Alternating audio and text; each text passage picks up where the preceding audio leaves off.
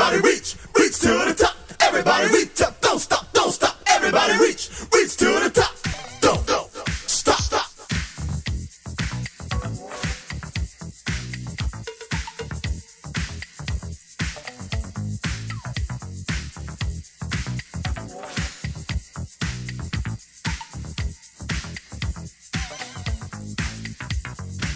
Me and Toney were working on a record for Toney, and we came up with Reach Up, which everybody loved.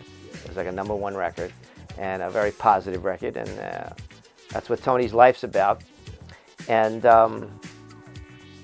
from there, I believe Toney was friends with a group called Status 4, a vocal group, and he brought them in, and I was blown away. They just came into the studio and they started singing live.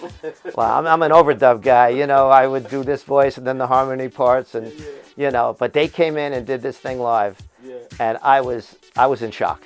So the problem was, what can we do with this? You know, like, it's so powerful and it's so, That's the key word. yeah, it's so powerful. We got to package this in a way that people can, you know, take a 3 or 4 minute something and listen to these guys and really love it, you know. So myself and Toney developed a song that we thought would show them off, and then the guys contributed their harmonies and their arrangements and put that all together, and you have You Ain't Really Down. And worldwide, it was so widely accepted and loved. Toney Lee came to me one day and he said, "Liz, I think I've taken Status 4 as far as I can, and I think you should manage them."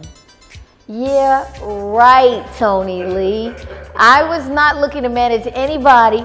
Somehow, I wound up being the manager of Status 4. Now, these guys, just incredible. Their harmonies through the years has remained steady and constant. And I've heard a lot of artists, I've listened to a lot of harmony, but there was just something about their sound. I mean, they would make me so mad sometimes. I mean, mad at them. But all they had to do was sing, and it just softened my heart. And I just look forward to working with them. We had a great relationship. Toney was right on it. I worked with them and did as much as I could with them. And then my schedule got really, really busy. But knowing that I was able to be a part of something that was definitely kingdom building, because it didn't start out that way. They started out singing secular and then moved into the gospel, and that's kind of when I stepped in. And knowing their testimonies and where God has brought them from, it just made me want to be around them even more. So when I listened to them at different events and watched how the audience responded to them, now sometimes they didn't know that they were doing gospel now. And they would sing their first song, and that's what you got to do sometimes. Let people know the song that they're comfortable with, because you don't want to beat them over the head with the Bible. You don't want to beat them over the head with Jesus, but you do want to present them. And that's exactly what the guys did. So I've had a wonderful experience with them. Unfortunately, I'm not managing them, but I'll always look out for them. Toney knows I always have his back, and to watch what Toney's doing now.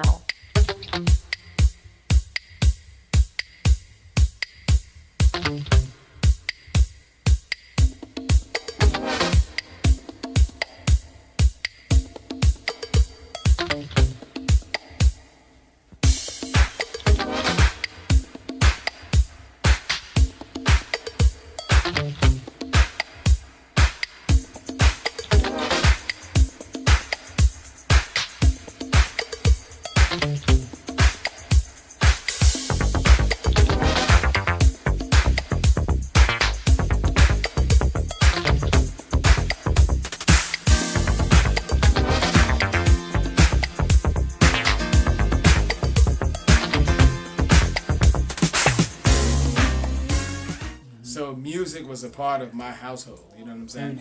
And I gravitated to it. My mom's heard me sing when I was 13, and she said, "Who's that singing in there?" I said, "It's me." She said, you can sing.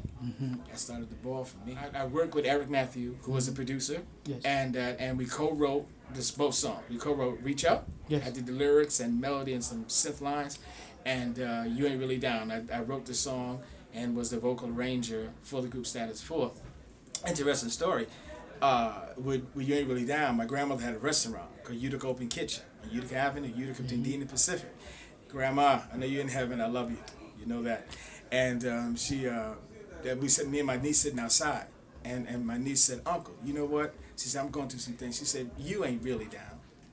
The formula that Status 4 was predicated on was a strong, riveting lead vocal with harmonizing backgrounds that were so impeccable you couldn't slip anything in between those notes. They were so closely grouped together, and it formed a particular sound, a sound that we retain to this day.